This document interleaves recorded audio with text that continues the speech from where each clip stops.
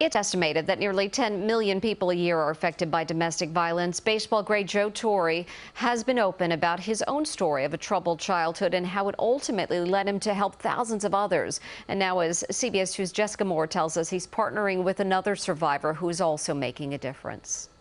And this is our Margaret's place. Now, Margaret's place is a safe room, and Margaret was my mom's name. She was the one that really took the brunt of all the abuse in the house. As a baseball player and manager, Joe Torre experienced the highest highs of a most distinguished career. But growing up, it was a long climb out of a scary childhood. My father is the one that was raining terror on the house. Torre said his mother was the victim of almost unrelenting verbal abuse by his father, Joe Sr., a plainclothes cop, and says he was traumatized under the weight of unbearable tension at home. Something reminds you of it, a loud noise, you know, a door slamming, the TV turned up too loud. It's like somebody throwing cold water on your back. It was decades until he could come to terms with it, and then he turned his torment into triumph. If you're going to end the cycle, education is the best way to do it. We met Torre at Margaret's place in White Plains High School. Now in its 20th year, there are more than 20 of these domestic violence intervention programs, including 9 in our area. We've had 125,000 kids come through this program,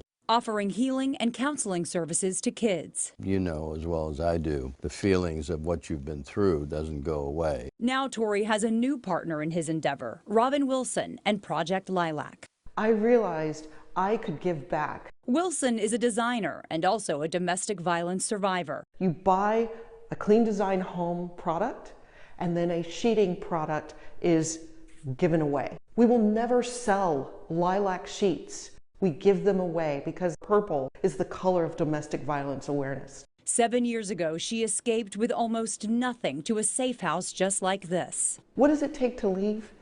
It takes courage, it takes friends and family, it takes resources. Wilson now has a lifetime restraining order against her former spouse. When I left, my ex said, I'm going to ruin you, I'm going to ruin your business, I'm going to ruin your brand. But she's managed to restart her design business and created what she calls a social justice mission for survivors, with a gift to survivors of new sheets to signify their new beginning. Many people just leave with the clothing on their back, so this will allow them to have something that's their own. Forming this team is exciting to me. It is the fact that you're a survivor. You're willing to share.